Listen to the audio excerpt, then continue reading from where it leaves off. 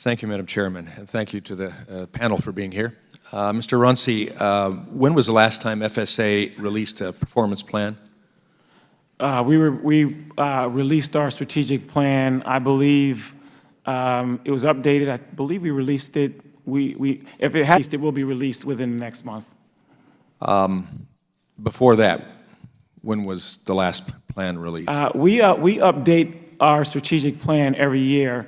Every few years, we have what we call a full strategic plan where we solicit market information. We talk to. But when was the last plan that was introduced? Because I understand it's supposed to be every 5 years, correct? Yeah. When was the last plan? The last plan, I think we're just issued one within the next month. I think we're issuing a plan, and before that, we issued a plan in 2012. So in 2012, we issued a strategic. It wasn't 2010. When it was supposed to be back in 2010, it wasn't released until 2012? I know in 2012 we released a plan. I'll have to get you that information. I want to be precise, but I'd appreciate that. Who did you consult with when creating these plans?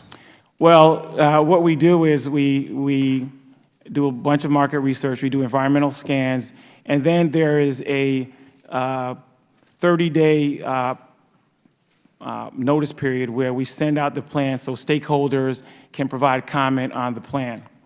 And that's why I'm a little bit confused, because I know we sent a plan out, I believe, September of this year with a 30-day notice period so that we could get comments back on the plan. And we've done that historically, and we've gotten comments. I don't believe this year we got a single comment. Who would you normally consult with?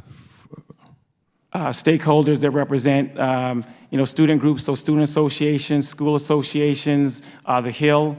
So we would send that out to those stakeholders. Mr. Drager, when did the FSA consult you about its 2015 plan? The last time that we were consulted by FSA was in 2012, where we highlighted for them the participation agreement delays, the delays in closing out program reviews, delays in guidance.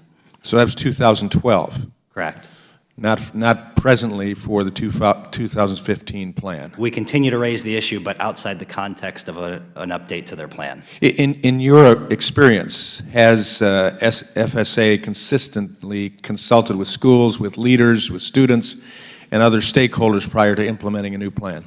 That has not been our experience, and we have not heard from schools that have been consulted directly either. Mr. Runcie, then, by statute, you're required to consult interested parties prior to implementing a new plan. Did you consult NASFA? And I guess, would you say NASFA is an interested party? Well, my records, which I checked before I came here, indicate that we sent a notice to Justin Drager, who is the head of NASFA. So it was sent to him this year. Well, we got a conflict here. So if you could supply us with accurate information as to that letter. We will supply that to you. We'd appreciate that, because Justin is shaking his head saying he's not received that letter. I understand that, and I will provide you the information. Mr. Drager, in your testimony, you discuss how the working relationship between schools and FSA has become so strenuous that it's ultimately hurting students. Can you elaborate a bit more and discuss potential solutions? Yeah, I think one of the starkest examples has been the delays in the Department of Education in getting to schools all sorts of guidance, which we've highlighted in our GE reporting example. Closing out program reviews, we have an instance where a large public four-year school submitted all documents for a program review in October 2012.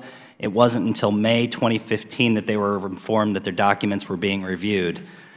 So we have significant time frames where basically these program reviews aren't being closed out. It's perpetually hanging over the heads of these schools, and no entity, public or private, can operate with that level of uncertainty. What recourse do they have if they're having problems in getting action from FSA, and I guess who can they appeal to as well? Yeah, the structure of FSA is such that there really is no appeal for the school. FSA provides all the guidance.